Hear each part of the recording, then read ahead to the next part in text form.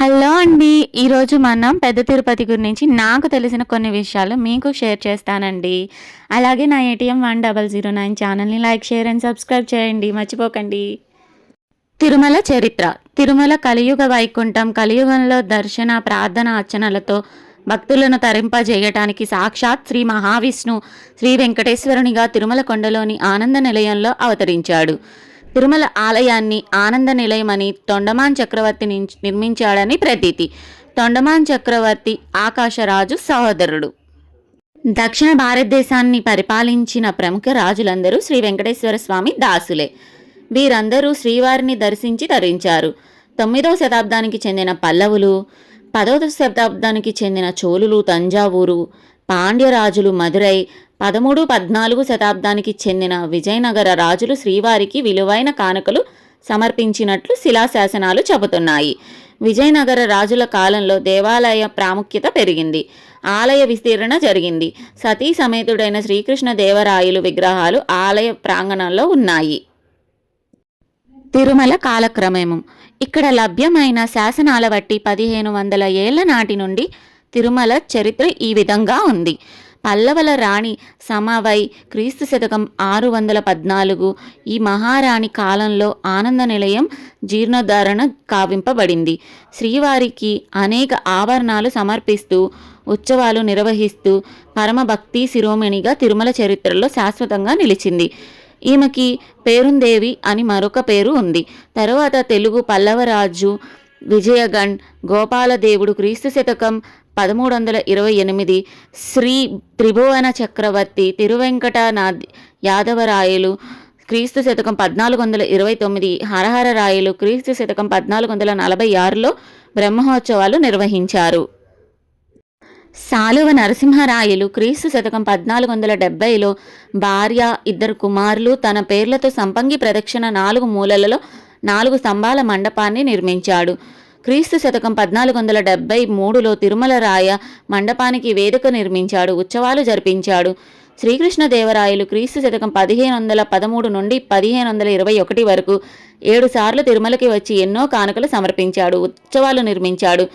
రాయలు 1513 ఫిబ్రవరి 10న 25 వెండి ఫలాలను ఇవ్వగా స్వామివారి పాల ఆరగింపు కొరకు రాయలు దేవేరులు 2 బంగారు గిన్నెలు ఇచ్చారు. 1513 మే 2న రెండవసారి, 1513 జూన్ 13న మూడోసారి తిరుమలను సందర్శించి మూల విరాట్కు ఆభరణాలు, ఉత్సవమూర్తులకు 3 మణిమాణిక్య కిరీటాలు సమర్పించాడు.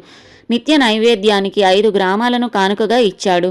1514 జూన్ 6న 4వసారి తిరుమలను దర్శించి 30,000 వరహాలతో కనకాభిషేకం చేశాడు.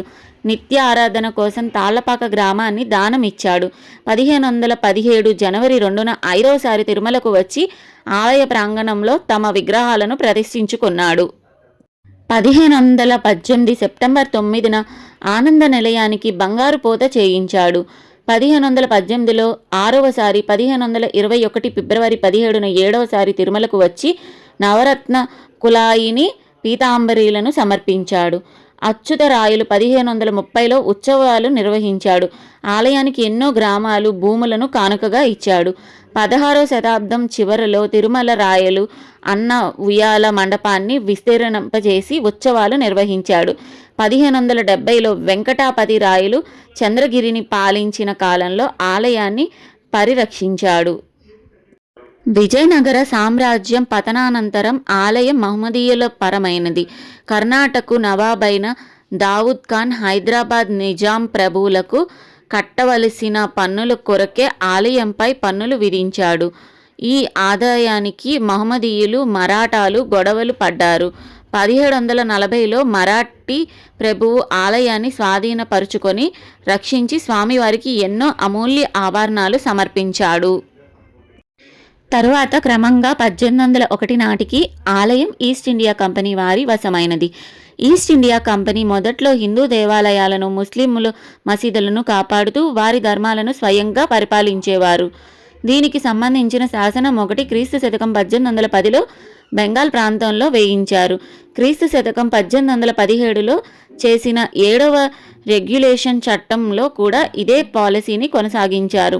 ధర్మాదాయాల సొమ్మును రెవెన్యూతో పాటు జిల్లా కలెక్టర్ వసూలు చేసి దేవుడికి క్రమం తప్పక ఉత్సవాలు, అర్చనలు, భోగాలు స్వయంగా పర్యవేక్షించి జరిపేవారు. దేవాలయంపై వచ్చిన సొమ్ములో ఈ కార్యక్రమాలు చేశాక మిగిలిన సొమ్ము ఈస్ట్ ఇండియా కంపెనీ వారి ఖజానాలో చేరేది. కలెక్టర్లపై రెవెన్యూ బోర్డుకు తనిఖీ ఆధారంగా ఉండేది. తిరుమల దేవాలయాన్ని కూడా ఇదే పరిస్థితుల్లో పరిపాలన చేసేవారు. దేవాలయంలో చేయాల్సిన సేవలు, ఉత్సవాలు, అర్చనలకు ఖర్చు చేయగా కంపెనీకి మిగిలిన ఆదాయం 1830లో దాదాపు సాలుకు ₹1,00,000 పైగా ఉండేదట. తిరుమల వైభోగం ఊహించవచ్చు. తిరుమలలో ఏ దాన ధర్మాలు చేయాలనుకున్నా ప్రభుత్వానికి సొమ్ము ఇచ్చుకోవాల్సిన స్థితి ఉండేది.